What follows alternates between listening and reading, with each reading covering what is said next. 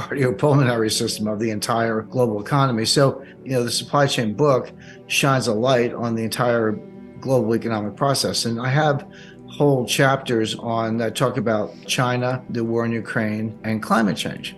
And you say, well, the interesting topics, but what do China, Russia, and climate change have to do with the supply chain? Well, the answer is they are, kind of global macro earthquakes. Russia's invasion of Ukraine led to sanctions against Russia that affect everything, imports, exports, strategic materials, semiconductors, fertilizer, oil, natural gas, etc. Again, you're saying, well, okay, Boeing makes aircraft. They need titanium and aluminum. Where does that come from? Turns out about 30% of it comes from Russia. So how are you going to keep the Boeing assembly line going when you're shutting down strategic metals from Russia? I can go kind of on and on there. China, everyone says, well, they slowed down because of the zero COVID policy. And that certainly has been detrimental to their economy. Shanghai, a city of 26 million people, Beijing, a city of 22 million people, they were both locked down entirely. When I say entirely, no transportation in or out, nobody on the streets. You had some essential workers, people had to get to work. You had to have a COVID test, a negative result that was not more than 2 days old. So these were extreme lockdowns and obviously very, very detrimental to the economy. Now, those have died down a little bit, and China's saying, now we're going to relax our zero COVID policy a little bit. So what's new? Why are supply chains breaking down? What's new about the supply chain that makes it different than any other period in the history of the world? And what's new were two things, and they arose around 1989. The first was you had a combination of increased computing power, algorithms, artificial intelligence, better data collections, a new model. So you suddenly had the computational telecommunications and data and mathematical tools to be a lot more sophisticated about how you handle the supply chain.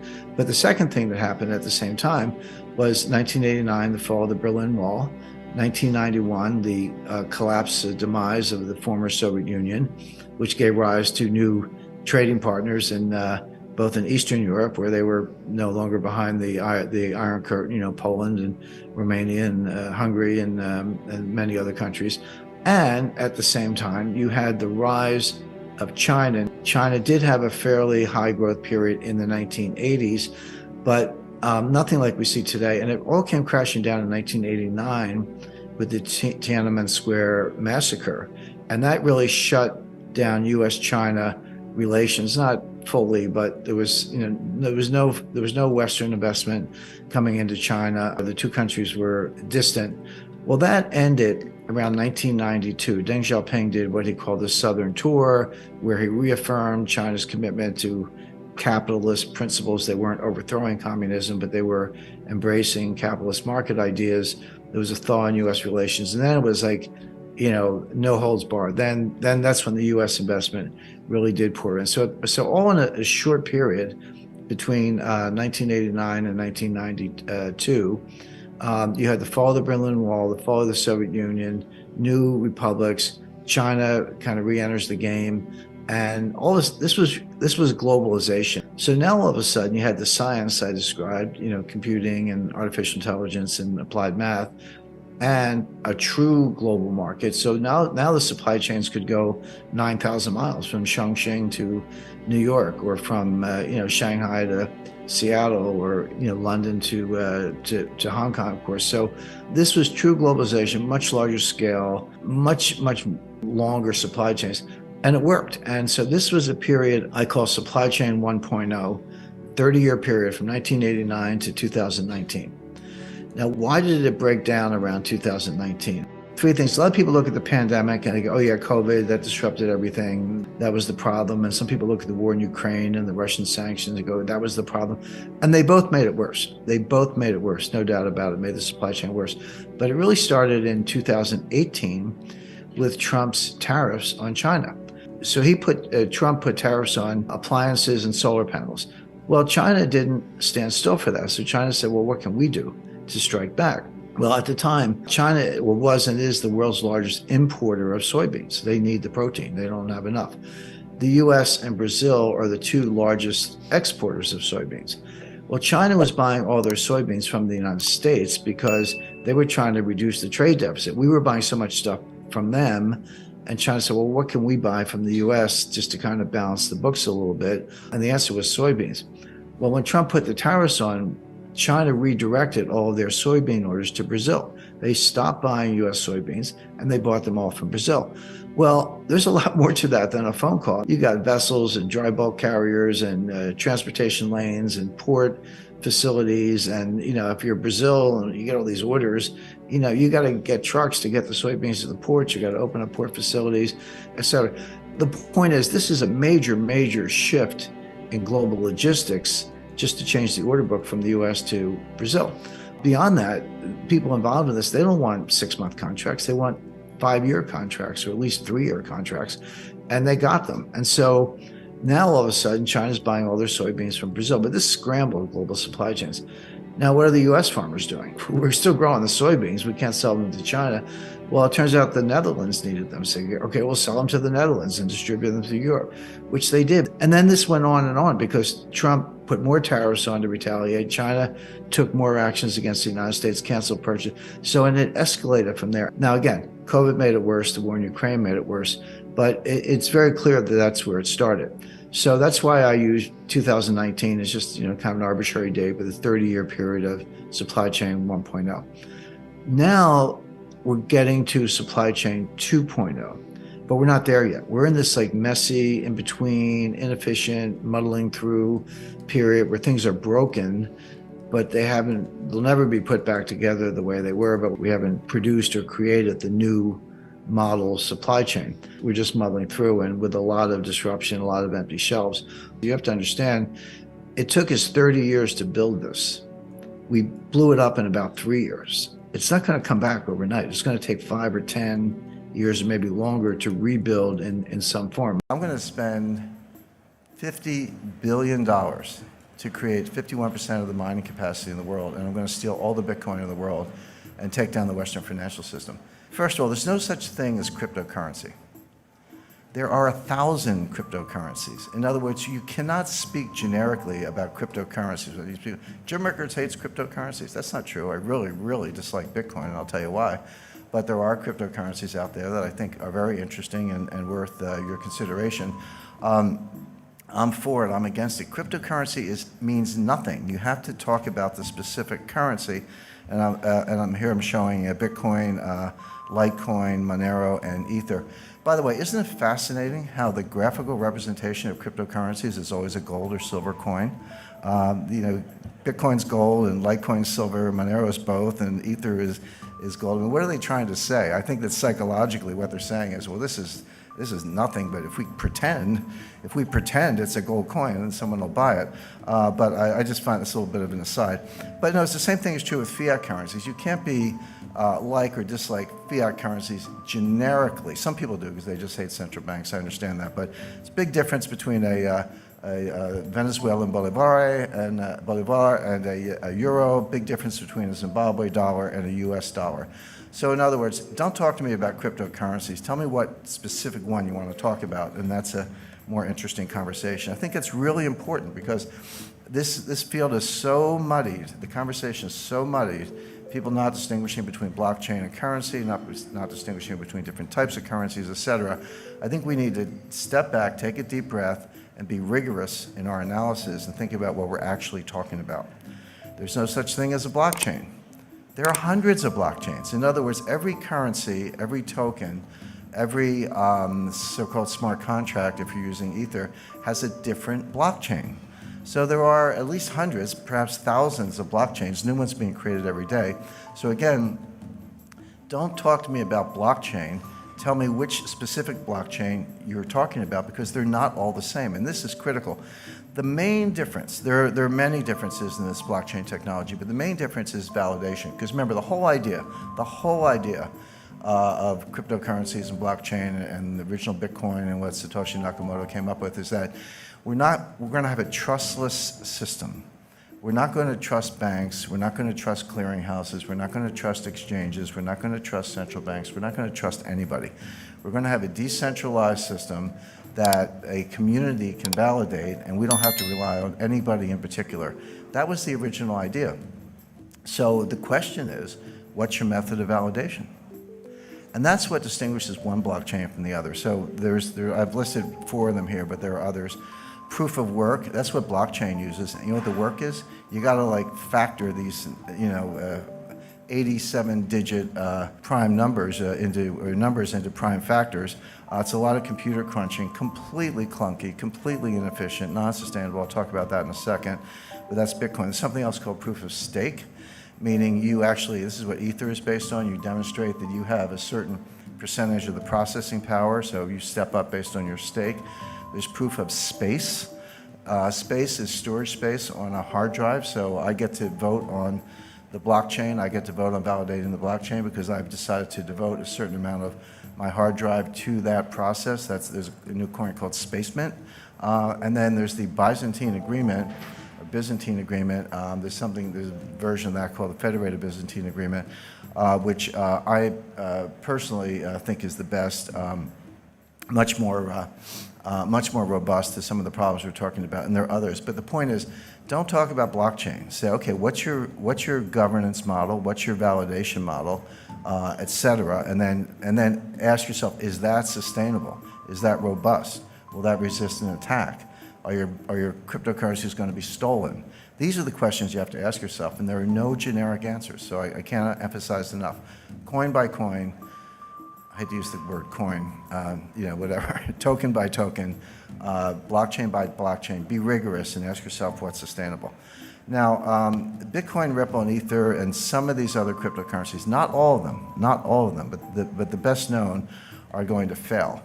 When I say fail, they're going to, Bitcoin might have a $200 value as a token for criminals. I think criminals and terrorists might find a use case at about $200 per Bitcoin, but they're basically not going to be anywhere near where they are today. Why do I say that? I don't want to make a claim without backing it up. The first point is they're non-scalable. Transaction times are slow, and then when you say that to Bitcoin people, they go, aha, the Lightning Network is right around the corner. Lightning's going to, we'll see. They said that about segregated witness. They said that about some of these other solutions. They don't seem to get community support. They keep forking the Bitcoin, meaning one day you wake up and there's 2 blockchains instead of 1, or whatever happened to that whole idea that we weren't going to have inflation and we weren't going to pull new cryptos out of thin air. But these solutions, you have to understand what the solution is. So what they're saying is nobody has a solution for the inherent slowness, clunkiness, non-scalability of the original Bitcoin blockchain. There's no solution for that. So when you hear about solutions, what are they? Well, what they're saying is take a bunch of transactions offline. So everybody in the room could form a group, or let's say every coffee shop in Brooklyn, New York, every coffee shop in Vancouver could form a group. And all the people who want to buy coffee would join that group. And we would agree, so we're in our own little bubble over here, and we would agree that all of our Bitcoin transactions among each other don't go on the blockchain. They just get settled in this sort of separate cloud over here, and then we net them out. So, I pay you 5 Bitcoin, and you pay the person next to you 4, and he pays the lady in the back of the room 10, and she pays me 7, and we net it out, and then periodically, and it could be daily, weekly, monthly, or whatever, we net all this stuff out, and then we take that net and we put that on the blockchain, so that the amount of transactions that have to go on the blockchain is greatly reduced. That's true. But what are we doing? We've created our own network. I got to trust the coffee shops. How do I know they're not going to steal my money?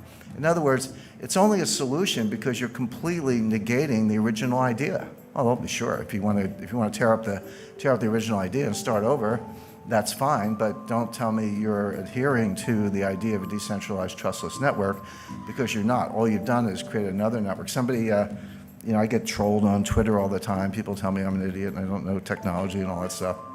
And then my more sour moods, I tell them I was coding before they were born. But as far as some of these things are concerned, somebody said, well, you don't understand payment channels, and I actually do. And I said, yeah, I understand payment channels. We had those in the 50s. They were called party lines, which is, you pick up the phone and someone's talking, you got to ask them to get off the phone so you could go. In other words, there was an AT&T network, at least in the United States, but other people could jump in on this little side thing. That's all it is. These are party lines. So that doesn't work. Non-sustainable. The energy usage to solve the problem and make the proof of work in Bitcoin, is now greater than the annual energy output of Ireland. Imagine taking all the electricity used in Ireland in a year, and that's how much we have to use to crunch numbers. By the way, every applied mathematician will tell you that prime factoring is a trivial problem. It's like an uninteresting problem. But it takes a lot of computing power to do it because the numbers are so big and the possibilities are so great. So we're just wasting the entire electrical usage of Ireland. In a few years, it's going to be the entire electrical usage of Japan. Who in this room thinks that governments are going to allow Bitcoin miners to use as much electricity in a year as the entire country of Japan, the third largest economy in the world? That's not going to happen. You know it's not going to happen. It's not very green. It's completely wasteful. In other words, it can't happen. So that's why I say it's non-sustainable. It's going to hit a wall. Non-regulated, I don't have to remind you of all the frauds, new ones popping up every day. It's not just exchanges. How do exchanges work? I want to go to a Bitcoin exchange. Well, you got to go in, you got to open an account, just like Merrill Lynch or Charles Schwab, right?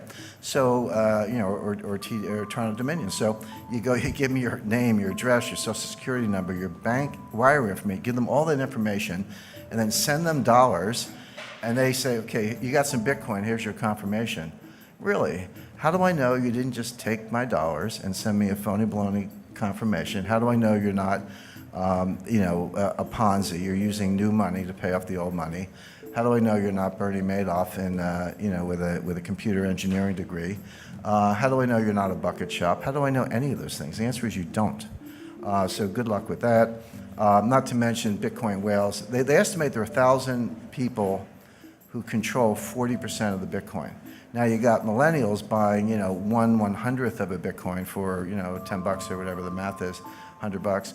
But you got these, I call them the whales, these 1,000 people who have 40% of all the Bitcoin. You don't think they have a big vested interest in keeping the price up? And you don't think they wash trade, do wash sales? So A sells to B for 10,000, B sells back for 11,000, A sells back for 12,000, B sells back for 13,000. This is called painting the tape. It's the oldest trick in the book. And there's no profit and loss because we're selling the same Bitcoin back and forth. But what we are doing is creating a ticker that gets the millennials, I shouldn't pick up millennials, 3 millennial children, but gets people all over the world, maybe a garage mechanic in South Korea took out a home equity loan or hawked his inventory, put his entire life savings into Bitcoin and has now been wiped out and is desperate and suicidal. That's what's going on. It's basically rich people stealing from the poor. Not a good business model, in my view. And then finally, there's no use case other than criminals, terrorists, or tax evaders. Why is Bitcoin better than Visa unless you're a criminal? Now, if you're a criminal, I get it. If you're buying child pornography, you want to use the dark web and use some cryptos and all that. And if you try doing that with Visa, you'll probably get a call from the FBI. So I understand why it's good for criminals. But if you're not a criminal, if you're not a tax evader, if you're not buying child pornography, if you're not an arms dealer, if you're not a terrorist, then why is Bitcoin better than Visa? There's really no use case for it other than crime. And then it's non-elastic. And this is important because there's a finite number of Bitcoins, 21 million Bitcoin. They're getting closer to that level every day. And everyone's like, this is a good thing because, the problem with central banks is they print all this money and we're going to have inflation. By the way, we haven't had any inflation for the last 8 years. Separate issue. I'll come to that if we don't run out of time. But, we hate central banks. They print too much money, blah, blah, blah. So we're going to cap the number of Bitcoin. But money supply has to be elastic. It can't be too elastic. The problem with central bank money is that it's too elastic.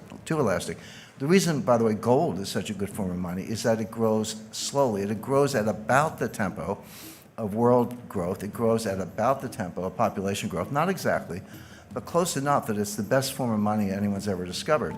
But the problem with Bitcoin, when you hit a hard stop, which they will, and the economy keeps growing, but you want to back it with Bitcoin, so here's your money supply and here's your economy, that's inherently deflationary, right? Because each Bitcoin's got to support more and more growth, meaning your Bitcoin is worth more in theory, but the problem is you never get there. Why? Because if you have a deflationary currency, there's no bond market. The money supply grows based on credit, based on loans, based on various forms of borrowing. The money supply is just a foundation, and the economy grows with credit. Nobody wants to borrow in a form of money that's going to be more expensive when you pay it back. I'm not talking about interest. That's always part of the equation. I'm saying the money itself is worth more when you have to pay back the loan. No one's going to borrow on that loan, therefore no bond market, therefore no viable form of money. So these are all the reasons why this is going to hit the wall. What's coming is a very severe recession. The monetary tightening on top of a world where growth is deaccelerating, inventories are sky high. The funny thing about the supply chain, we all remember headline, supply chain's broken down, the shelves are bare. So all true. That was happening at the time. And that's when I started working on the book. But what a lot of purchasing managers did, and inventory managers, they doubled their orders. They said, well, or tripled the orders. They said, well, if the supply chain's breaking down and I want just a normal amount, I better order 3 times as much or twice as much just to get what I want. And they did. Well, what happened was by the summer, some of that pressure had been alleviated, and here come the shipments into the warehouses that are twice as much or 3 times as much as what you needed at the exact same time that the Fed was destroying demand. And so demand drops off a cliff, retail sales drop off a cliff, the warehouses go from being empty to being full to the rafters, and now all that merchandise is sitting there. So, Nike, just many examples. So what do you do when you're in charge of inventory? You cut prices. You don't want that inventory. It costs a lot of money to keep it in the warehouses, number one. Number two, a lot of it's seasonal. It's like, who wants to buy, summer dress in December? Not too many people. So they just slash prices, and that reduces margins and reduces profits. So we're just kind of flying into the face of all that. With the Fed tightening rates into weakness. The Fed will be the last to know because they're very model driven and the models are badly flawed, mostly with the Phillips curve and their focus on the unemployment rate, which is not a good measure of what's going on in the labor force. So we're flying into a really bad recession. But you've got this pivot narrative you can't quite get rid of. Some of the buy the dips people are still around, so count on them to buy into what could be a horrendous bear market. You got your buy and hold crowd. Remember in 2000, 2001, the NASDAQ dropped 80%. And a lot of people got out, but they said, well, just hold on to it. Well, it did come back, but it took until 2015.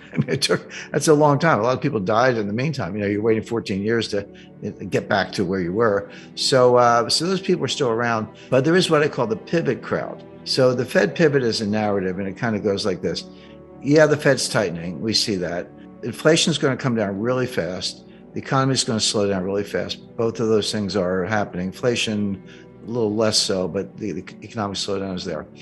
And the Fed's going to get the wake-up call and have to cut rates. And cutting rates, that's the pivot. They're going to pivot from rate hikes to rate cuts. And that's good for tech stocks, so buy stocks. Now, that's the narrative. There are 2 huge fallacies in that narrative.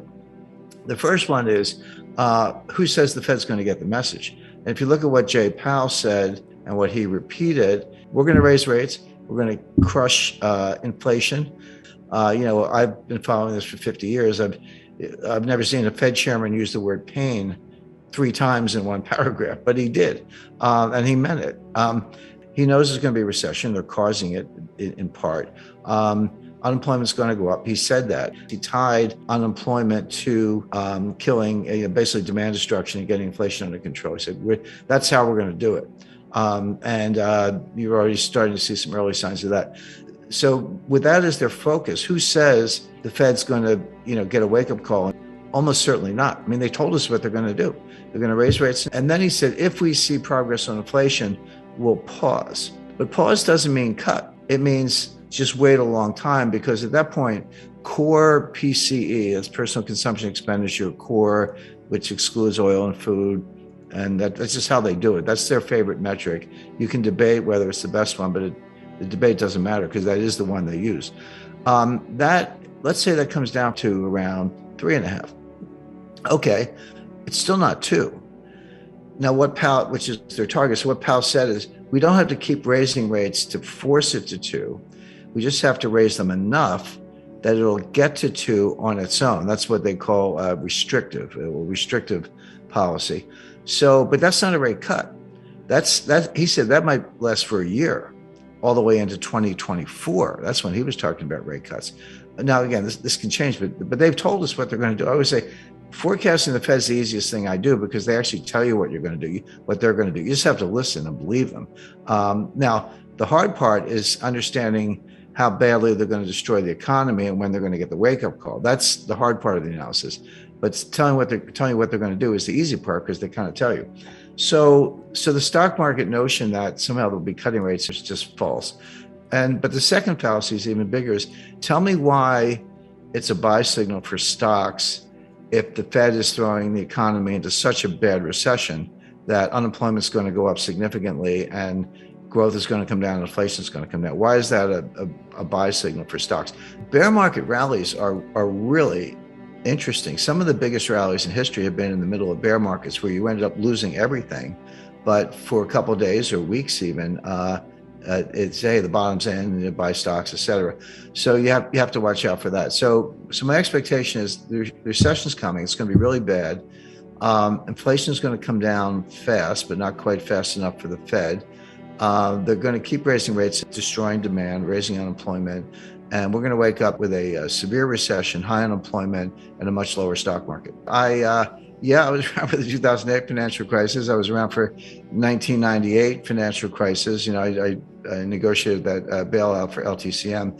98 was interesting because it was an acute financial crisis that came very close, within hours actually. And I was in the room with the Treasury and Italian Finance Ministry and 19 banks, and a thundering herd of lawyers trying to save the world. But we came within hours of shutting every market in the world.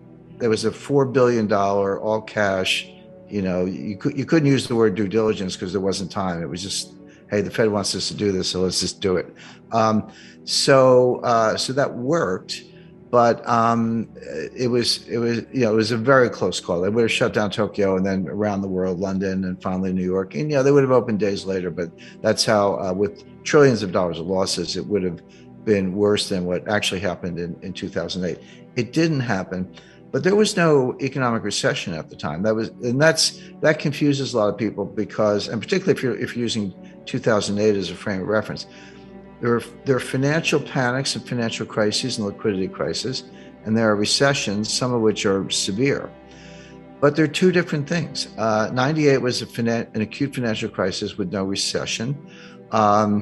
2000 was a mild recession, but there was no severe financial crisis. Now, NASDAQ collapsed, but there wasn't a lot of leverage in NASDAQ. There was no contagion there, but it didn't spread because no banks failed, no major brokerages failed, et cetera. So in 1990, a mild recession, but no financial panic. October 19, 1987, interesting, stock market fell 22% in one day. Not a week or a month, but one day, down 22%. And that was a financial crisis, but there was no recession. So they're separate things. However, they can happen together. And 2008 was an example. There we had both. But I would encourage analysts to separate those two things. Again, they came together. It was horrific, but they can happen separately. My point is, we may have a very bad recession, possibly worse than 2008. But 2008 is a model, and that may be what we're heading for, bearing in mind that these are two separate vectors. There were $1 trillion of subprime mortgages. These are mortgages that, no documentation, don't have to prove your income, very non-credit worthy. But there was a bubble mentality, a frenzy, and everyone, hey, buy a house and borrow money, fix it up, sell it for twice as much, walk away rich, and everybody was doing it. Mortgage default rates rarely get above 5%. 5% is really high in the mortgage market. So people were saying, smart people like Ben Stein, the financial analyst, but the central bank and others were like, well, okay, let's get crazy. Let's assume a 20% default rate, which has never happened, but just assume that's true. On $1 trillion of subprime mortgages, a 20% default rate would be a $200 billion loss, which was only slightly higher than the S&L crisis of the 1980s. Adjusted for inflation, it would have been a comparable loss. And the attitude was, well, we survived the 80s, we'll survive this. Yeah, it's bad, banks will take losses, stock prices go down a little bit, but we'll survive. What they missed is, yes, there was $1 trillion of subprime mortgages, but there were $6 trillion of derivatives. Yeah. That was invisible. So all of a sudden, 20% of that was $1.2 trillion. So you create derivatives out of thin air, Yeah. And there's no limit on how many you can have. They're off balance sheet, meaning give me the balance sheet of the company, I won't see them. You have to read the footnotes and then the information behind the footnotes. So non-transparent, unregulated, no limit on size. So the crisis was actually much worse than anyone realized. And then when it started to collapse, the contagion spread throughout the financial system. My point about 2008, it was because we did not learn the lessons of 1998, and we flew right into 2008. But once again, we have not learned the lessons of 2008, and we're going to fly right into the next storm. In 1998, Wall Street got together and bailed out a hedge fund. In 2008, the central banks got together and bailed out Wall Street.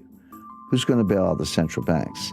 In other words, the point is each crisis is bigger than the one before. The intervention gets elevated, larger dollar amounts. And are we now at the point where there's no one left to bail us out? And one of the questions I'm asked most frequently is, okay, Jim, I kind of follow your analysis on how risk works and how complexity theory and capital markets, how that works. But where's the crisis coming from? What's going to be the catalyst? It's actually a long list. Now, student loans, there are $1.6 trillion worth of student loans. So this will go, and kind of this gets to your point, Francis, you know, how do capital markets and money markets and Fed policy kind of leach into debt and deficits? So when you know, a lender, credit union, or anybody, or university makes a loan to a student, and the Treasury guarantees that loan, which they do, it's off budget. Again, it's not strictly a derivative, but it is non-transparent. So then the student defaults, and the credit union, the lender, simply turns to the Treasury and said, here's your loan file, pay me. And the Treasury pays the lender because they've guaranteed the loan. Now it's on the Treasury. But until that point, that loss is not on the books of the United States government. That loss is not part of the deficit. But when the Treasury writes the check to make good on the guarantee, it does go into the deficit. So we think deficits are high now, but there's this, you know, $1 trillion tsunami of student loan losses that's going to pile on top of the structural deficits and make it even worse. So all these things are, you know, I spend all my time analyzing these things. I see them all. I can describe them.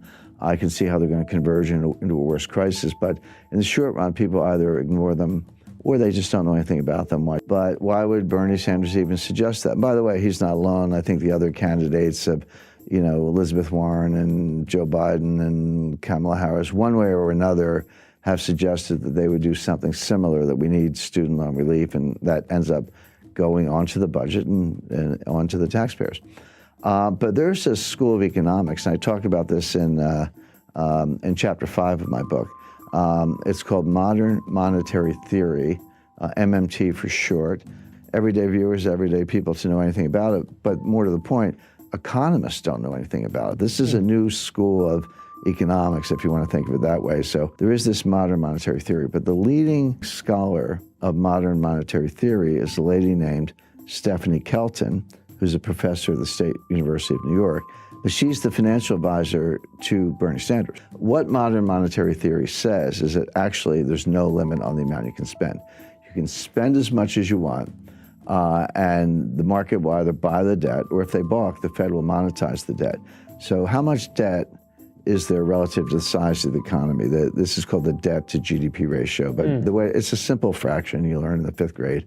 How much debt divided by the size of the economy? So in a simple example, if you had $5 trillion of debt and a $10 trillion economy, that fraction would be 1/2. So you would say the debt to GDP ratio is 1/2 or 50%. Today, the debt is larger than the economy. Yep. That ratio is over 100%. We have round numbers, about $23 trillion of debt and about a $22 trillion economy. So the ratio is about 105%, highest since World War II. That troubles me, it troubles other economists. But my friend Stephanie says, what's the problem? You could take it to 150%, 200%. 250%. By the way, that's where Japan is. Japan's at 250%. Greece is 175% or so. Italy's 135%. They're all still standing. Go to the Ginza, you know, it looks like Times Square. So you don't see visible signs of stress. And here's the irony. Ben Bernanke would absolutely not agree with this theory, and he said so publicly. But Professor Kelton says to Bernanke, you proved our point. You were the one who took the Fed's balance sheet and quadrupled it from 800 billion to 4.5 trillion or so. You proved that you can print trillions of dollars of money without causing inflation, without causing high interest rates, without causing a run on the bank. So all we're saying is, you did it to prop up Jamie Dimon's bonus. We wanted to do it to forgive student loans. We may have different policy objectives, but the process is the same. What's the problem? Now, of all the things I've debated, for years I was dragged into Bitcoin versus gold debates, which I thought were silly. I mean, I don't like Bitcoin, I do like gold, but it's like fish versus bicycles. I mean, the debate never made sense to me, even though I did a lot of them. Of all the things I've had to rebut, this was actually the most difficult because it's superficially appealing. First of all, legally, it is true that the Fed can take their balance sheet as high as they want. There's no legal limit on the Fed's ability to print money. It is true that Japan has a much higher debt to GDP ratio, and they're still standing. It is true that the Treasury can borrow as much as they want, subject to periodic increases in the debt ceiling, which have never been denied. And the Fed can monetize the debt. So all the elements of the thesis are actually correct. So how do you refute it? And the answer is that legally it can be done. And if your goal is to print a lot of money and forgive student loans or give a guaranteed job or guaranteed basic income, whatever it is, in theory you could do that. But there is an invisible psychological boundary, and this is what the modern monetary theorists don't understand, and I don't think Ben Bernanke understands it. There comes a time when people wake up and they say, I don't know what's going on here. I don't have a PhD, but get me out of the dollar. It doesn't. And so, I'll buy gold, I'll buy silver, land, oil, natural resources, buy a new car, buy a house. Get me out of the dollar into something tangible, because I no longer trust the monetary authorities. I no longer trust the Congress. I can't believe that you're going to spend this much money without ceiling, without limit, without causing inflation. My inflationary expectations will go up. And the way to deal with that is to buy hard assets, starting with gold, but not exclusively gold. There, as I say, land, real estate, natural resources. They're all good. They're all good substitutes. At that point, interest rates will skyrocket. All of a sudden, the bond market will have difficulty selling it. The president of the Congress could take away some of the Fed's independence. All of these assumptions could come crashing down very quickly, very unexpectedly, and that's the problem with the theory. October 1st and December 24, 2018. The stock market collapsed. I mean, the Dow Jones, the S&P, and the NASDAQ all fell about 20%, just short of a bear market. It was like 19.8%, 20% to all intents and purposes. But that was in less than 3 months. And the Fed kept raising rates in the middle of the stock market crash. This shows you how out of touch they are and how behind the curve they are. So the last rate hike was December 14th or 15th. They got to look at the calendar. It was right around the middle of December, 14th or 15th. Even after 2 months of crashing stock prices, they raised rates one last time. They just kept going, and kind of what we were talking about earlier. And then finally on December 24th, what I call the Christmas Eve massacre, the NASDAQ fell 3% in one day. The Dow was like about 1.8%, S&P was over 2%, and the NASDAQ was 3%. And then the Fed got religion, like, oh, we went too far. We're the last to know, as always. So early January 2019, Powell said, use the word patient. It's one of those code words. It means, patient means we're not going to raise rates unless we tell you. So they were on pause. And then by late 2019, they cut rates. And then along came COVID. And by March 2020, they were back to zero. You had this huge round trip from zero in November 2015 to about 2.25, 2.5 in Dec 2018, back down to zero by March 2020. And what was that all about? Well, the Fed went too far, didn't know what they were doing. The economy was weaker than they expected, and they raised rates. So bring that scenario forward to today. I feel like I'm watching the same movie, which is, okay, the Feds, they got the gumption, they raise rates. Now they're much higher than they were in 2018, but they're flying into a hurricane. They're flying into a very weak economy, seen by a lot of metrics: housing starts, global trade, ISM surveys, industrial output, inventories. There's tons of negative data. It's not the kind of thing that doesn't make the headlines the way CPI does, but it's all there. It's hard data.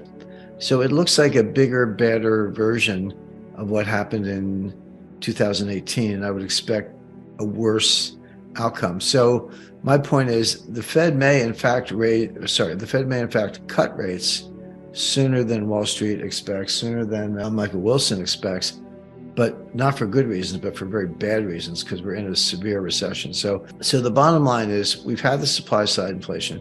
Now, we have not seen it come from the demand side, but let's say you're the Fed, okay? All you want to do is get inflation under control. You kind of don't care where it's coming from. You just want to get it down to 2%. So then the question is, okay, how is the Fed doing at getting inflation to the target? The 2% we talked about, and explain why that's their number. The answer is they're making progress, but they're not there yet. And this says a lot about what's going on in the stock market right now, because you go all the way back to August 26, 2022. That was Jay Powell's Jackson Hole speech. And he said, inflation's, he didn't use the word out of control, but he said, inflation's way too high.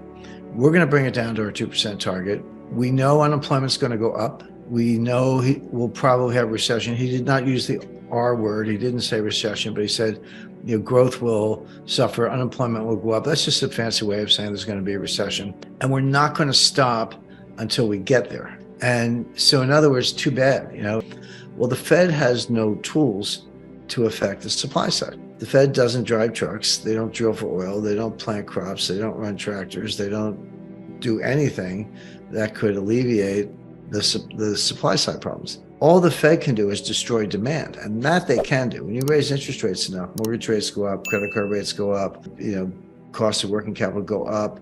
All that tends to slow the economy, and it causes people to tighten their belts. But just think of the conundrum. The inflation is coming from the supply side. The Fed can't do anything about the supply side, but they can crush demand, which should reduce inflation. But how much do you have to crush demand when that's not the problem? It's coming from the supply side. How much demand do you have to destroy to actually affect the supply side? The answer is a lot. And this is what Jay Powell has been saying. Unemployment has to go up. We're going to be in a recession. We got to crush this thing before it gets out of control. And you got to crush it even more, because that's not even where the inflation is coming from. It's coming from the supply side. Supply chain bottlenecks have been alleviated to some extent, not completely by any means. And it was always a case of popping up here and there. It's not like you went into a supermarket and all the shelves were bare. It wasn't East Germany in the 1950s. But something would be missing. It could be the peanut butter one day, or the canned goods the next, or spaghetti the week after that. That has alleviated to some extent, not completely. But again, the reason it has been alleviated is a very bad one, which is that demand is down. In other words, the Fed is destroying demand, so people are buying less. So, grocers and retailers and boutiques and suppliers are able to keep more things on the shelf, not because all the logistics problems have been solved, but because the demand is down, because that's what the Fed's doing. So supply chain better, yes, but for good reasons or bad reasons? Well, it's for bad reasons, because demand is down. And that's another thing leading us into a recession. So a couple of things. We should probably, without taking too much for granted, we should probably just define BRICS. It's an acronym: Brazil, Russia, India, China, South Africa. So those are the BRICS. And started in 2002 as a Goldman Sachs marketing gimmick.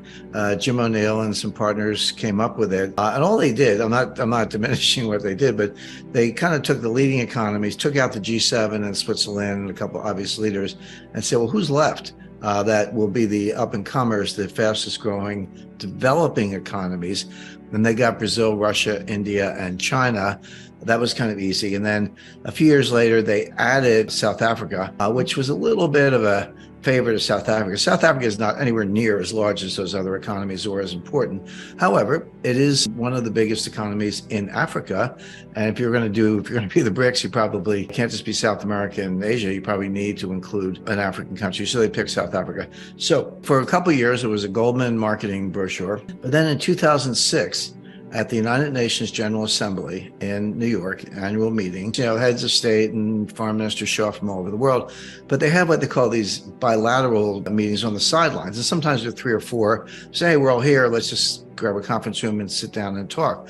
Well, Brazil, Russia, India, and China, they sat down And they said, "Yeah, we actually have a lot in common, a lot to talk about." And we added it up. We're a pretty powerful group.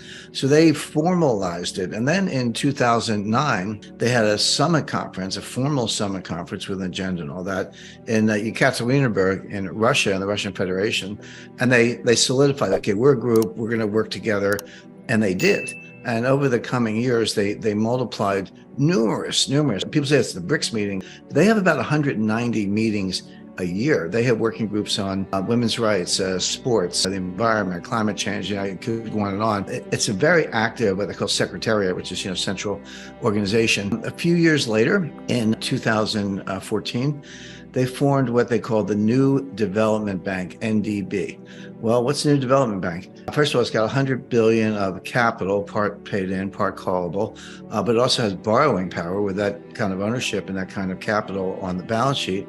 They've got hundreds of billions of dollars of borrowing power. They could easily get a pretty good credit rating. And the purpose is to make loans for development projects to the member countries. And by the way, there are stockholders of the New Development Bank who are not BRICS, but they're kind of in the club. Well, what does that sound like? The World Bank on their own terms with their own governance. Okay, the following year, they created something called the Contingent Reserve Arrangement. Well, what's that? Again, they threw in a couple $100 billion from the members. China was the biggest contributor. Again, with borrowing power, so take a couple $100 billion times 5 or 10, that's your power. And this institution was designed to be a swing lender to members who were running trade deficits or facing a run on their currency or facing the prospect of having to close the capital account. Exactly what we saw in 1997, 98, by the way. I was there for that one. We ended up with long-term capital. Well, a pool that is a swing lender to countries with balance of payments deficit, what does that sound like?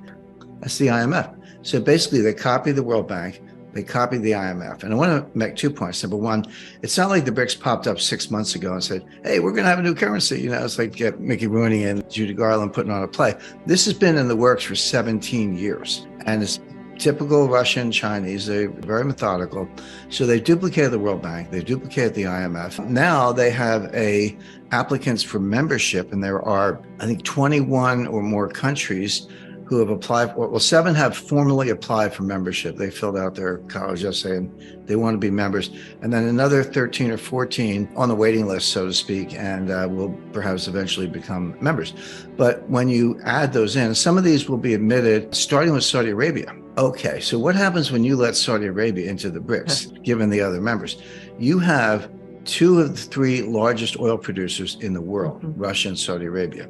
You have 2 of the 3 largest nuclear arsenals in the world, Russia and China. You have, throwing India in and some others, you have about 50% of global population, 54% of global GDP using purchasing power parity. You can debate the method, but just if you do purchasing power parity, you get over half of GDP, 30% of the global landmass. I could go on and on. My point is, I learned development economics in the 1970s. We had something called the third world. It was Russia or, Soviet Union and the US. And then there was the third world. And all you knew about them was they were poor and, you had to get them off the runway. We actually had the runway theory of how you grow. Turned out to be wrong, but that's what we learned. Well, this is not the old third world. These are not basket cases. These are many of the biggest economies in the world that collectively have enormous power, natural resources, gold reserves, landmass, population, military, and again, I could go down the list, but this is a bloc that is as powerful in its own way by a lot of these metrics as the collective West, which I would call, US, Canada, Western Europe, Japan, Australia, New Zealand, and a few others. So that's who this group is. Now, there are a couple other groups that may join forces with the BRICS. There's something called the Eurasian Economic Union. Everyone's like, what the heck is that? Well, this goes back to the early 2000s. This was Putin's answer to the EU. He said, well, you got the EU, we got the EEU. Now it's Russia and some Central Asian republics, some, Belarus and Tajikistan. I'm not saying this is France, Germany, and Italy, but it is a group that have reduced tariffs and improved trade between themselves. And there's another powerful group called the Shanghai Cooperation Organization, led by China. And these are mostly Central Asian republics, including Kazakhstan and some others. But they're all talking to each other. Now, what's the common denominator? Well, it's basically Russia and China China's a member of 2. Russia's the only country in the world that's a member of all 3. So through pretty simple inference, you could say, hey, Russia and China are running the show. And it's very likely that when this thing plays out, I'll talk about the thing, I realize we're glossing over that, but when this new currency plays out, that those other countries will join in. When you do that, and I found a really cool widget, it's a map of the world that's blank, and you can go country by country and fill in by color, just click on it and give it a color. And I did that. And I was like, okay, here's the BRICS, it's 5 countries or whatever. Well, here are the applicants, it has another 20. And here's the SCO, a few more. Some of them are members of both. Here's the EEU, has a few more. Again, many are members of both. And you keep going, and all of a sudden, like a light bulb goes on. I said, that is Halford Mackinder's global island, what he called the world island. And this goes back early 20th century, first, probably greatest geopolitical theorist in history. Got to read his book if you haven't read it. It's pretty short. But he had this idea of the world island. That is exactly what they're building. Now, why is that important other than the obvious, which is more collective economic and population power? By the way, output of wheat, pick your metric. This dominates the world. Well, for one thing, if you're going to have a currency union, the more countries you have, the more likely you are to be successful. Let's just kind of digress for a second. And what are the headlines saying? China and Saudi Arabia are talking about selling oil for yuan. Brazil and China do large multi-currency deal where they accept each other's currency. UAE, China, same thing, selling oil for yuan. Russia, China, using yuan and rubles as payment methods for whatever they sell to each other. Russia sells natural resources, China sells semiconductors, manufactured goods, and so forth. And there are a number of those. I don't have to list them all, but there are 10 or 15 of these. The reason they've all fallen short, and very few of them have actually come to fruition despite the headlines, is when you have 2 countries and they're going to trade with each other and accept each other's currency, and you can do that, you're limited to what you can do with that currency. This is why the Russia-India thing is starting to break down. Russia's been pumping oil to India. India's been paying in rupees, but how much curry do you need? And Russia's starting to balk. They're like, hey, we're up to our eyeballs in rupees. We need a better system. Well, when you have a multilateral, multi-country currency union, that problem goes away. Now, Russia sells oil to China. China pays in BRICS, the BRIC currency, pays you in BRIC. But Russia can take the BRIC and turn around to Argentina and say, we'd like to buy, or Brazil maybe, and we'd like to buy some Embraer aircraft. And Brazil gets the BRIC currency, and they can turn around to China and say, we'd like to buy some rice. And then China takes, et cetera. And so you've solved the quasi-barter problem. I can tell you exactly what the Fed's going to do, and you can do this at home. So if listeners want to take notes, it's really easy. First of all, what is the problem the Fed's trying to solve? What is their solution? And then what are the exceptions to that so that we can have a complete predictive analytic model? The problem they're trying to solve is the following. We know from a long series of experiences, 30 or more business cycles since the end of World War II, that when the U.S. is in a recession, you have to cut interest rates 3 to 4% to get the U.S. out of a recession. You need 300 to 400 basis points of cuts to get the U.S. It's like a plane heading for the ground. How do you pull it out of a nosedive and get it back up in the sky? The answer is 300 basis points of cuts. How do you cut interest rates 300 basis points when you're only at 75 basis points? The answer is you can't. And forget about negative rates. The evidence is now pretty good that negative rates do not work. In other words, negative rates are not more of the same. When you go from, let's say, 0.5%, then you go to 1/4, and then you go to 0, and then you keep going to negative 25, you didn't just ease by another 25 basis points. The evidence from Japan and Europe is that you're through the looking glass and you have very strange effects, really unintended consequences. I'll give you a couple examples. So the conventional theory is, well, the more I cut interest rates, the more stimulus I get. That's a joke, but that's what they think. But if I go negative, you're absolutely going to go out and spend the money. Because if you don't spend the money, I'm going to take it away. You sit there long enough, you'll have nothing left in your bank account because I'm going to take, with these negative interest rates, I'm going to take it away. So people will run out and spend.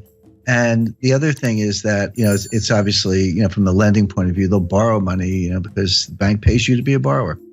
But here's what happens in the real world. This is the difference between academics and human beings. When people see negative interest rates, people have goals in mind. They have lifetime goals, right? They want kids' education, parents' health care, their own health care, retirement. If you start taking their money away with negative rates, guess what they do? They save more. They're like, hey, I got to put my kids through college. You're taking my money away. I better save more. And then what kind of signal is the central bank sending with negative interest rates? They're sending a deflationary signal. So people go, well, if you think it's going to be deflation, I'm not going to spend money. I'll wait till the price comes down. So you're trying to encourage lending and spending. And what you get is more savings and no spending, deferred spending. You get the exact opposite of what you want. So again, another egghead experiment gone awry. But the point being, so negative rates don't work. So zero bound really is zero. It really is a boundary. And, Bernanke has said this in his recent writings, and I think he's right about that. So back to the problem. How do you cut interest rates 300 basis points when you're at 75? Well, the answer is you can't. So you have to raise them to 300 basis points. So the problem the Fed is trying to solve is how do they get rates to 3.25% before the next recession? Now, I'm not saying the Fed sees a recession, and that's easy because the Fed never sees a recession. In 102 years, the Fed has never seen a recession, never forecast a recession, but they know their economic history. We are 8 years into an expansion. It feels punk. I mean, the growth is anemic, but labor force participation is low, productivity is dropping. There are a lot of bad things going on, but in fact, we are in the 8th year, actually coming up on soon be entering the 9th year of an expansion, which began in June 2009. Right. By the way, you have a hard time convincing most Americans that we're not still in a recession. Depressions are different than recessions. The technical definition of a recession is 2 consecutive quarters of declining GDP with rising unemployment, a couple other bells and whistles, little subjective factors, but that's basically it. So people, when you say depression, they're like, depression sounds worse than a recession. And if recession is 2 quarters of declining GDP, then a depression must be like 10 quarters of declining GDP because it's got to be worse. But that's not the definition. The definition of a depression, you can have growth in a depression, but it's below trend growth. In other words, if trend is 3.5, and you're actually banging out 1.5, 2, that gap between, let's say, 1.5 and 3.5% growth, that's depressed growth. It's an output gap. It compounds over time, and you never get it back. We are losing trillions of dollars of wealth. We are impoverishing future generations on a relative basis because of our inability to get back to trend growth. So the reason American people feel this and don't listen to the economists, and they're right, is because we're in a depression. So leaving that aside, the Fed at least understands the business cycle and the fact that the next recession, they say they don't die of old age, but they do die, and we're getting closer to the next one. So they are in a desperate race to get rates up to 3.5% before the next recession hits so they can cut them to get out of the recession. The question is, can you raise rates enough to cure the next recession without causing the recession you're preparing to cure? That's the dilemma. That's the finesse. My answer is no, they're not going to be able to do it, but they think they can.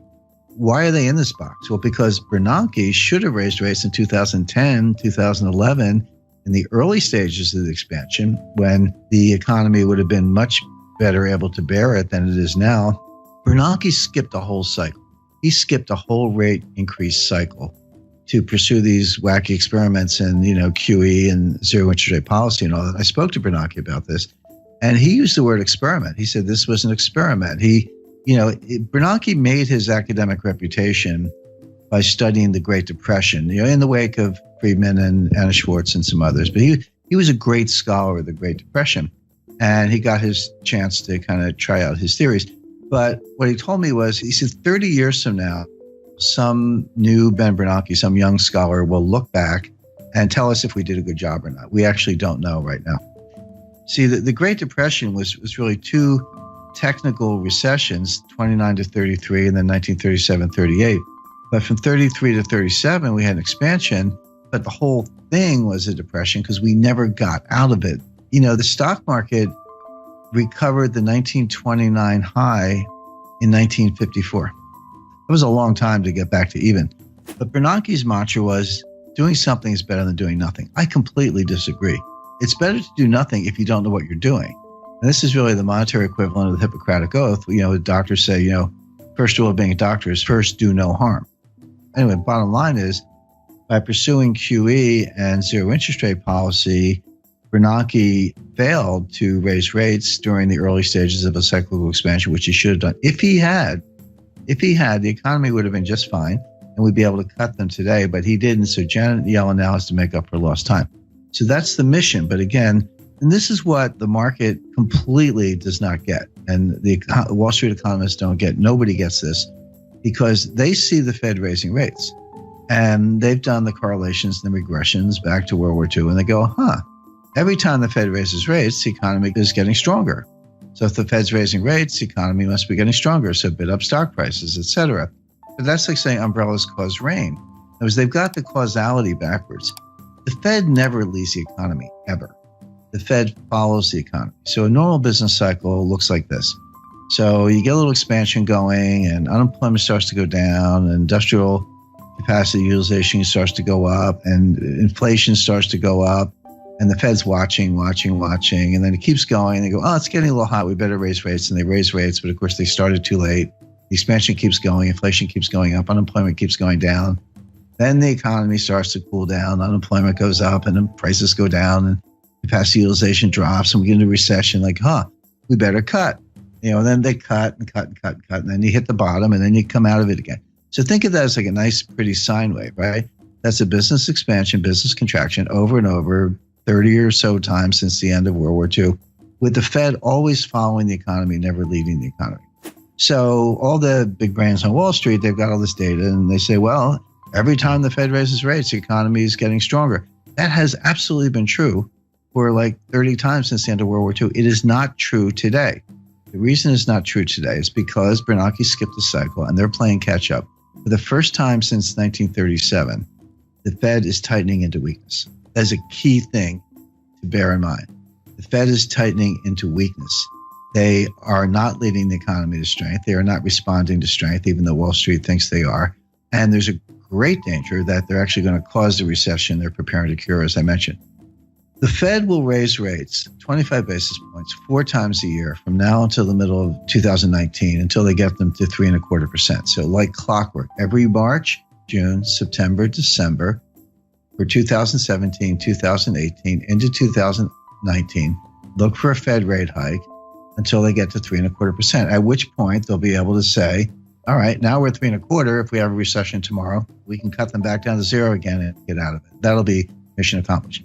Now, this is why I was sitting there in December like, yep, they're going to raise them in March. And right now, I'll tell your listeners they're going to raise them in June.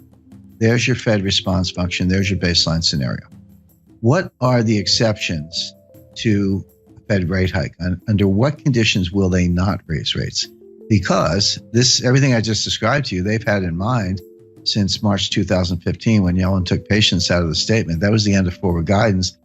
And by the way, if you go back to 2015, I said they're not going to raise rates all year, and they weren't going to do the liftoff that people were looking for in March, June, September, and they didn't lift off in September because the Chinese rate exchange devaluation, the stock market fell out of bed August 2015.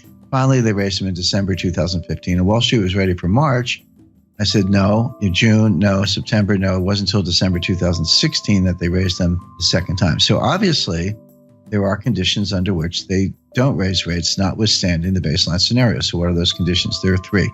Well, 4 actually. So if you see job creation below 75,000, that will cause them to pause. By the way, pause is the key word. If you go home through the speeches, you'll see the word pause in Dudley's recent remarks. Pause is the Fed's jargon for we're not going to raise rates. We got the Jim scenario, which I took from the Fed, it's their scenario, or a technical recession. So, we're going to know Friday what the first quarter GDP is. It's pretty close to negative, but I'm not saying we're in a recession now. We might be. But if you see a recession, they'll pause. See job creation below 75,000, they'll pause. By the way, that's a very low bar. If you see a jobs report, this is the other thing that confuses Wall Street. You see a jobs report with 100,000 jobs. So Wall Street goes, oh, that report's really weak. The Fed's going to think twice. No, 75,000 is the number. Yellen told us that. It was in one of her speeches. You just have to be a geek like me and read all the speeches. So the third factor would be disinflation. So the Fed has this 2% inflation target. They've missed it for 6 years. They're finally getting close to hitting it. By the way, I think the listeners know they use the PCE core deflator year over year. There's PPI and CPI and core, a bunch of inflation indices, but we know what they use. PCE core deflator year over year. That actually has been getting close to 2%. But if you see it turn around, if you see that gap down to like 1.5, 1.4, 1.3, then they will pause. The last condition for the pause is a disorderly decline in stock markets more than 5%. If you see a 6, 7, 8% decline, so if the S&P went down 100 points, Fed doesn't care. Dow Jones goes down 1,000 points, Fed doesn't care. But beyond that, if you see the S&P start to go down 150 or the Dow start to go down 1,500 points in a disorderly way, it looks a little scary. It looks like there's no bottom. It looks like if you see that, they'll pause. So the Fed's going to raise like clockwork 4 times a year for the next 2.5 years, unless you see job creation below 75,000, disinflation, a technical recession. If you don't see one of those things, they're going to raise rates. And so right now, I don't see any of them. I mean, they could all happen, but it looks like, growth is going to be positive. Job creation's been decent, over 100,000. Disinflation is probably coming, but not quite here yet. And they'll want to see a couple months in a row. And the stock market's not crashing. So none of the pause conditions are in place. Therefore, they will raise rates. Simple. The inflation peaked around 9%, but it has been coming down. It's still too high. It's still way above the Fed's target. They say we want 2%, but I've never felt that 2% was the right target for inflation. I always thought it should be 0. If you believe in price stability, you wouldn't want any inflation and you wouldn't want any deflation. You would want price stability. Now, of course, you're never going to get it exactly there, but the target in that world would be 0, maybe a little bit below, a little bit above, but you'd always be steering to 0. That means you're not stealing anyone's money through inflation. You're not enriching creditors through deflation. You're not distorting the allocation of capital by either one. You're just saying we want stable money. That's kind of the Fed's job. Then the question is, why is it 2%? And, I disagree with Milton Friedman on a lot of things, but Milton Friedman said 0. He didn't think it should be 2%. He thought 0 was the right number. I agree with that. So why is it 2%? Well, the Fed has a rationale. The rationale is every now and then you have to cut interest rates to stimulate the economy, bail out the stock market. You just need a rate cut. And the evidence is pretty good that negative rates don't work. They have been tried for years in Japan, Switzerland, I believe Sweden for a while, and the ECB, but they don't do anything. They don't stimulate. In fact, they often do the opposite of what they're intended to do. Let me give you a concrete example. So the idea is if I cut interest rates, lower and lower, as a saver or an investor, I'm going to say, well, I don't like those low yields. I put money in the bank. I only get, a quarter of 1% or half of 1% or whatever. So I'll go buy some treasury notes or I'll go buy some stocks. And that's called the portfolio channel effect. In other words, by keeping rates so low, you make simple savings and liquid investments unattractive, and you drive investors to other investments, housing, stocks, bonds, whatever, commodities perhaps. And then that creates a wealth effect. And if my assets go up, I feel more prosperous, and maybe I spend more money, and that helps the economy, et cetera, et cetera. That's the theory. It's all garbage, by the way. There's very little evidence for the wealth effect. I mean, assets go up, people feel a little better about it, but the idea that they turn around and spend more money does not hold up. The people with the most assets tend to have the most discretionary income. And, once you got a couple of cars and a couple of houses, and a decent wardrobe, you're actually going to go spend more money. Well, probably not. You'll probably save it or invest it. I'm not saying those are bad things, but the idea that it stimulates the economy is not true. But if you follow the theory and say, okay, lower rates force you into asset purchases, et cetera, wouldn't negative rates do even more of that? Because what happens with a negative rate? You have $100,000 in the bank and at a negative 1% interest rate. I'm the government or the treasury or the bank. I'm taking $1,000 a year. I'm taking 1% out of your account. So you're sitting there. You just say, hey, I just want to save $100,000. That's all I want. But with a negative rate, it goes 99, 98, 97. And the idea there is, well, now you're really going to spend your money because it's kind of use it or lose it. Again, these are kind of theories, but let me kind of ground that in the real world a little bit. What do people actually think? When they see negative rates, people say to themselves, there must be deflation coming. The economy must be in really bad shape. Deflation must be getting the upper hand. Why else would they go to negative rates if they weren't worried about deflation? And if they are worried about deflation, and they are, then I'm going to save more. Far from getting people to spend, remember, the dollar is worth more. In a deflationary world, your dollars are actually worth more. In real terms, the dollar can be, just a bank account, can be your best performing investment. In a deflationary world, if you have 2% deflation, then the real value of a savings account with 0 interest goes up 2%. And that's probably better than what stocks are doing in that world. So people act rationally. They say, okay, we have negative rates. Central bank must be worried about deflation. If they're worried, I'm worried, and I'm going to save more because, first of all, those savings will do well in deflation. I need to be prepared for that. The last thing I want to do is spend. If prices are going down, why would I spend? I'll wait 6 months to get a cheaper price. So, in other words, real world behavior is the exact opposite of what central bankers predict. Central bankers predict, use it or lose it, you'll go spend the money because I'm going to take it away. But real people say, no, I'm going to save more because you're signaling to me that the value of the money